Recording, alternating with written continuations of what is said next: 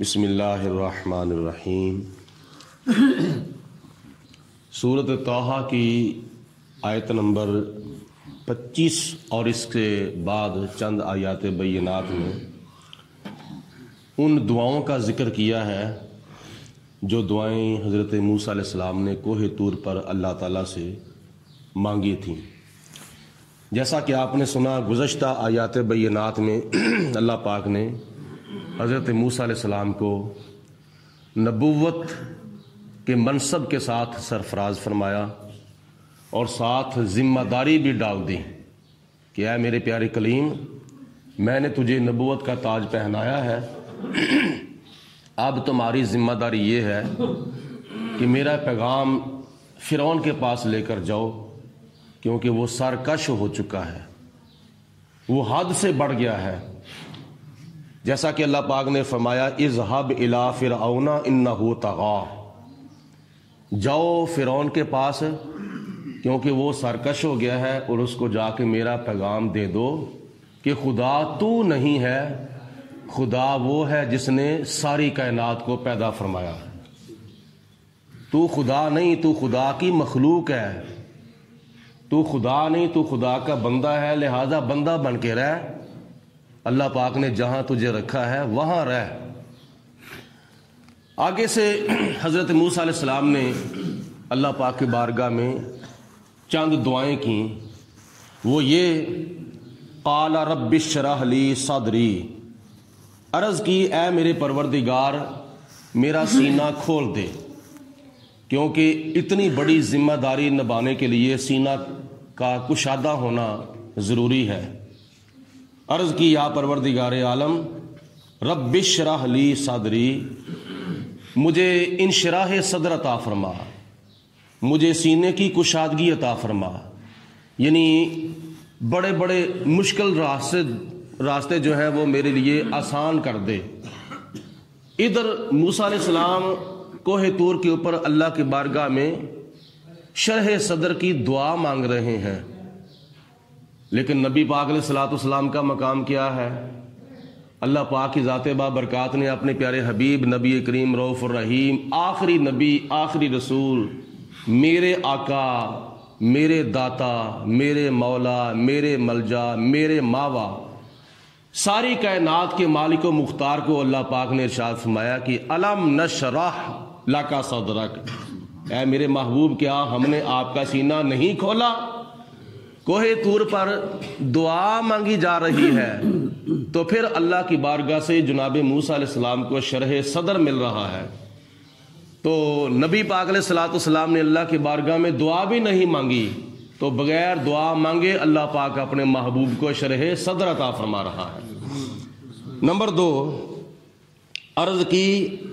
وَيَسِّرْ لِي أَمْرِي، یا اللہ میرا کام میرے لیے آسان کر دے، یعنی یہ بڑے ظالم جابر فرعون کے پاس تیرا پیغام لے کر جانا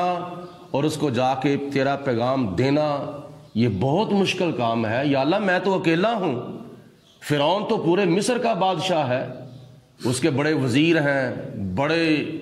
اس کے مشیر ہیں، بڑی اس کے پاس فورس ہے، یا اللہ اس کے پاس تو طاقت ہی بڑی ہے، تو میں تو اکیلا ہوں، تو میرے لیے میرا کام آسان فرما دے۔ نمبر 3، وَاحْلُلْ عُقْدَةً مِّن لِّسَانِي، یا اللہ میری زبان کی گرہ کھول دے، جو میری زبان کے اندر لکنت ہے نا، یا اللہ وہ میری زبان کی گرہ کھول دے، یفقہوا قولی، تاکہ فرعون اور فرعونی جتنے بھی ہیں وہ ساری میری بات کو سمجھ لیں۔ یہاں پہ ایک بات یاد رکھیں کہ وہ گرہ کیا تھی، وہ لکنت کیا تھی اور کیوں تھی؟ جناب موسیٰ علیہ الصلوۃ والسلام اڑ کے بات کرتے تھے، زبان کے اندر لکنت تھی، اور اس کی وجہ علماء نے اور مفسرین نے یہ لکھی ہے کہ جب فرعون کے گھر میں جناب موسیٰ علیہ السلام پل رہے تھے بچپن میں، دودھ پینے کے زمانے میں، کیونکہ یہ کیسے پہنچے تھے فرعون کے گھر میں؟ موسیٰ علیہ السلام یعنی پیدا ہوتے ہی، وہ اگلے رکوع کے اندر اللہ پاک نے اس چیز کی وضاحت فرمائی ہے، وہ کل کے درس قرآن میں آئے گی۔ وہ لکنت ایسے پیدا ہوئی تھی کہ فرعون کے گھر میں جب موسیٰ علیہ السلام پل رہے تھے تو ایک مرتبہ جناب موسیٰ علیہ السلام فرعون کی جھولی میں بیٹھے ہوئے تھے، یا لیٹے تھے یا بیٹھے تھے، اور کھیلتے کھیلتے حضرت موسیٰ علیہ السلام نے فرعون کی داڑھی کو پکڑا اور زور سے کھینچ کر دوسرے ہاتھ کے ساتھ فرعون کے منہ کے اوپر زور سے تماچا مارا۔ اس سے ایک بات یہ بھی معلوم ہوئی کہ پہلے زمانے کے بادشاہ جو ہوتے تھے وہ داڑیاں رکھتے تھے۔ پہلے زمانے کے جو بادشاہ تھے، چاہے کافر تھے چاہے مسلمان تھے، لیکن ان کے چہرے کے اوپر داڑھی ہوتی تھی۔ فرعون کی داڑھی پکڑی، ایک ہاتھ سے داڑھی پکڑی اور دوسرے ہاتھ سے اس کے چہرے کے اوپر زور سے تماچا مارا۔ جب تماچا مارا تو اس کی آنکھیں کھل گئی۔ وہ کہتا ہے اپنی بیوی کو آسیہ، جو کہ نیک خاتون تھیں اور موسیٰ علیہ السلام پر وہ ایمان لا چکی تھی، حضرت آسیہ رضی اللہ تعالی عنہا فرعون کی بیوی تھیں، مسلمان تھیں، نیک تھیں، لیکن اللہ پاک کی ذات نے فرعون کے دخول سے آسیہ کو محفوظ رکھا تھا۔ اس کے باوجود کہ وہ فرعون کے نکاح میں تھیں، لیکن فرعون کے دخول سے آسیہ کو اللہ پاک نے محفوظ رکھا ہے۔ اور اس کی وجہ بھی علماء نے لکھی ہے، کیوں؟ اس لیے کہ جب قیامت آئے گی، جنت کے اندر جب سارے چلے جائیں گے تو اسی نیک خاتون حضرت آسیہ کا نکاح جنت کے اندر نبی پاک علیہ السلام کے ساتھ کیا جائے گا۔ اللہ اکبر۔ اور بھی کئی اس طرح کی خوش نصیب خواتین ہیں۔ تو اسی طرح جب اس نے دیکھا کہ اس نے تو میرے منہ کے اوپر تماچا مار دیا ہے، اس نے کہا آسیہ دیکھ، کہیں جس بچے کے بارے میں جادوگروں نے، کاہنوں نے، نجومیوں نے مجھے یہ خبردار کیا ہے کہ ایک بچہ پیدا ہوگا تیری سلطنت میں، وہ تیری حکومت کے زوال کا سبب بنے گا، تو کہیں وہ بچہ یہی نہ ہو۔ تو آسیہ نے کہا کہ اے فرعون مت خیال کر، یہ بچہ ہے، اس کو کیا پتہ ہے کیا کرنا ہے کیا نہیں کرنا، تو تم ویسے ہی غلط فہمی کا شکار ہو گیا ہے نہ، اس کو کچھ نہ کہہ۔ نہیں میں نے اس کو قتل کروا دینا ہے۔ تو آسیہ نے کہا کہ ایک تجربہ کر کے دیکھ لیں۔ وہ کیسے؟ ایک طرف ہیرے رکھ اور ایک طرف آگ کے انگارے رکھ، اس کو چھوڑ دے۔ اگر یہ ہیروں کی طرف گیا، جواہرات کی طرف گیا، تو سمجھ لینا کہ یہ تیرا دشمن ہے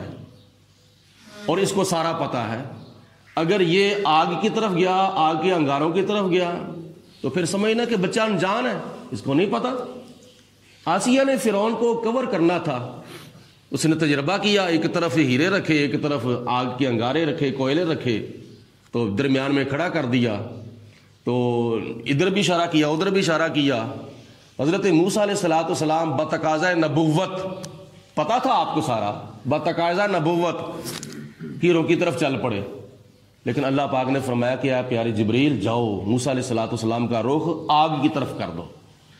آگ کے کوئلوں کی طرف کر دو۔ جب جبریل علیہ السلام نے رخ آگ کی طرف کیا تو موسیٰ علیہ السلام آئے تو آگ کا ایک کوئلہ اٹھا کر، آپ نے دیکھا نا کہ بچوں کو جو چیز ملتی ہے وہ پھر منہ میں ڈالتے ہیں، چاہے کوئی بھی چیز ہو، بچوں کی فطرت ہوتی ہے، کھیلتے کھیلتے بچے اس چیز کو منہ میں ڈال لیتے ہیں۔ موسیٰ علیہ السلام نے وہ آگ کا انگارہ کوئلہ جو تھا وہ پکڑا اور منہ میں ڈال دیا، زبان جل گئی، زبان کو نقصان پہنچا، زخمی ہوگی زبان، جس کی وجہ سے زبان کے اندر لکنت پیدا ہوئی تھی، تھتھا کے بولتے تھے، اڑ کے بولتے تھے۔ عرض کی یا پروردگار عالم واحلل عقدۃ من لسانی، یا اللہ پاک میری زبان کی گرہ جو ہے وہ کھول دے، یفقہوا قولی، تاکہ فرعون اور فرعون کی فوجیں، فرعون کے سپاہی، فرعون کے درباری جو ہیں وہ میری بات کو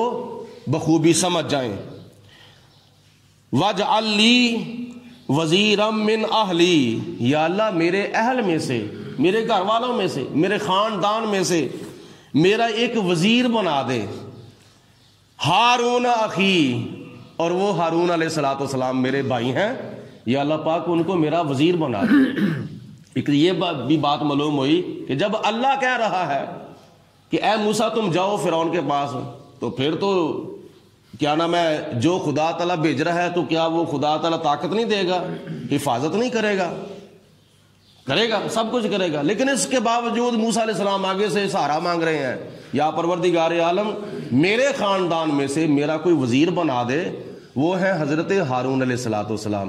اللہ پاک نے اپنے پیارے کلیم جناب موسیٰ علیہ السلام کی دعا کی برکت سے آپ کے بھائی حضرت ہارون علیہ السلام کو نبوت کا تاج پہنا دیا۔ معلوم یہ ہوا کہ اللہ کے نبیوں کی دعائیں ہوتی ہیں نا، وہ اس قدر پرتاثیر ہوتی ہیں کہ خدا تعالیٰ اپنے نبیوں کی دعا کی برکت سے غیر نبی کو بھی نبی بنا دیتا ہے۔ یہ بہت بڑا مقام اور بہت بڑا درجہ ہے، یہ اللہ کے نبی کی دعا کا اثر ہے۔ اشدد بھی ازری، یا اللہ اس کے ساتھ میری کمر کو مضبوط فرما دے، یعنی حضرت ہارون علیہ السلام کے ذریعے میری کمر کو طاقتور بنا دے، میری کمر کو قوت دے دے۔ وَأَشْرِكْهُ فِي أَمْرِي، یا اللہ میرے کام کے اندر اس کو شریک کر دے، یعنی میرے بھائی کو میری ذمہ داری کے اندر شریک کر دے، یعنی جو تو نے بوجھ میرے اوپر ڈالا ہے میرے بھائی کے اوپر اس میں سے آدھا بوجھ ڈال دے، تاکہ ہم دونوں فرعون کے دربار میں جائیں اور جا کر اس کو پیغام تیرا پہنچائیں۔ کئی نسبحک کثیرا، یا اللہ یہ دعائیں میں تجھ سے اس لیے مانگ رہا ہوں کہ تو مجھے یہ نعمتیں عطا فرمایا اور میری دعاؤں کو قبول فرما، اور اس کے بعد پھر ہم تیرا شکر ادا کرتے ہوئے کئی نسبحک کثیرا، تاکہ ہم تیری تسبیح بیان کریں، تیری پاکی بولیں، سبحان اللہ سبحان اللہ سبحان اللہ، ہم کثرت کے ساتھ کریں اس کا وظیفہ، یا پروردگار عالم کثرت کے ساتھ ہم کریں، یہ تیری تسبیح ہے۔ اللہ تعالیٰ کی پاکی بولنا یہ اللہ کے نبیوں کا بھی طریقہ ہے اور اللہ کے فرشتوں کا بھی طریقہ ہے۔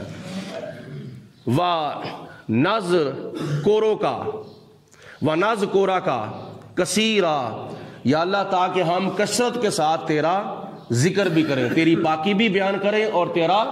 ذکر بھی کریں، یعنی 5 وقت کے علاوہ جتنی وقت کی نمازیں